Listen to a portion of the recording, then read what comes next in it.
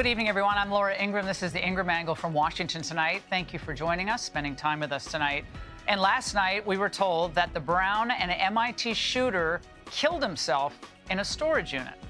Claudio Manuel Neves Valente, 48, was a Portuguese national and former Brown student 22 years ago. He attended the same institute in Portugal as MIT professor Nuno Loureiro, who was found dead in his apartment building lobby in Brookline, Massachusetts. But here's a headline for you. Homeless man smarter than high-paid officials at Brown University. Now, since last Saturday, it's been nothing but a showcase of incompetence. At the state, local, and university level are people who check various boxes, but not the one that's labeled common sense. In the aftermath of the horrific shooting that left 2 students dead, we saw them waste time by detaining the wrong person. We heard them admit that they didn't even know how many people were in the classroom. Then we listened as they dismissed a connection to the MIT shooting. Then they confused the public about the location of video cameras. And then they told us they weren't even sure how long the shooter was in the building.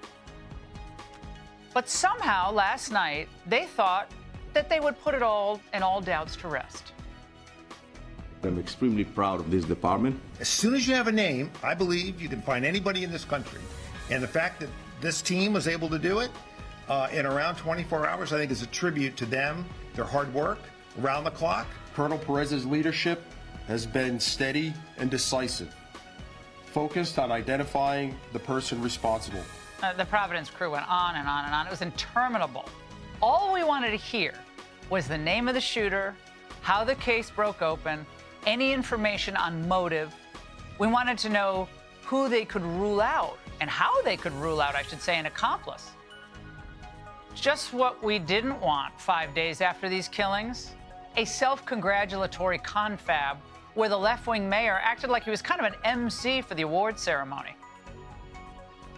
It was because of the information provided to us by neighbors and the tireless work of our Providence Police Department, the Rhode Island State Police, the FBI, the ATF, and many other federal partners.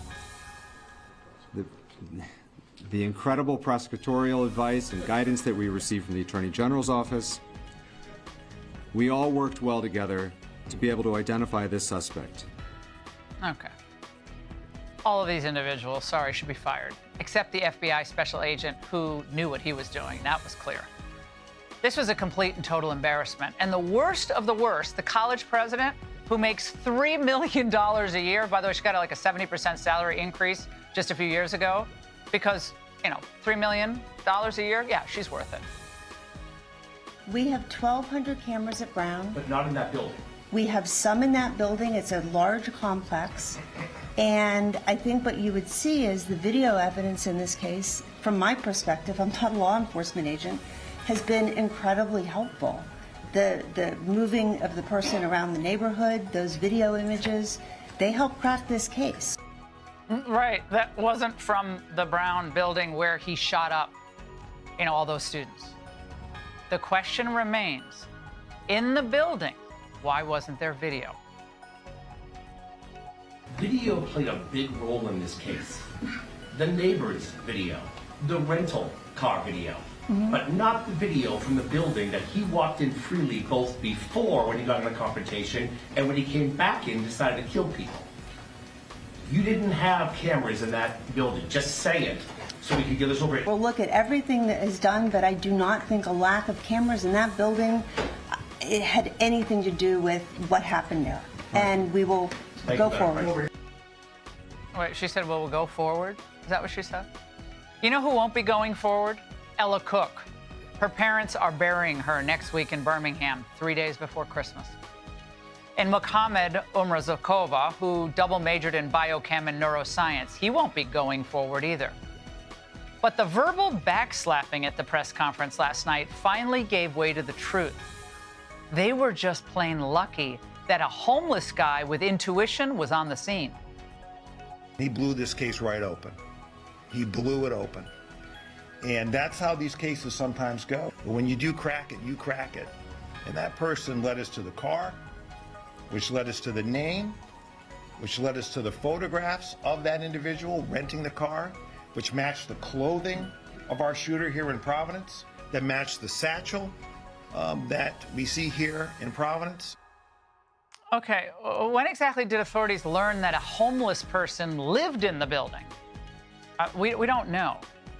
And doesn't this raise other questions about security in general, including in the immediate aftermath of the shooting? I asked investigators how it could be that a homeless man and not police noticed a suspicious person in that time.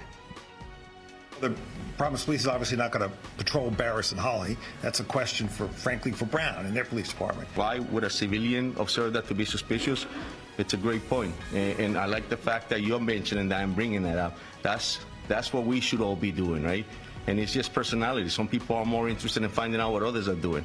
In this particular case, this person decided that he wanted to, and I'm glad he did. It turns out that he, the homeless man named John, by the way, was the other individual that officials were looking to talk to a few days ago, seen in this video, who was following the suspect. Now, his Reddit post about the Nissan with Florida plates caught my eye a few days ago, and I wondered if authorities had actually followed up with him. But John ended up himself coming forward to police when he saw his photo all over that videotape, which was the crucial break they needed after an unimpressive, frankly, first few days. But tonight, many more questions have to be answered, and the officials will not be able to rely on a homeless guy to fill in those blanks. Hey, Sean Hannity here. Hey, click here to subscribe to Fox News YouTube page and catch our hottest interviews and most compelling analysis. You will not get it anywhere else.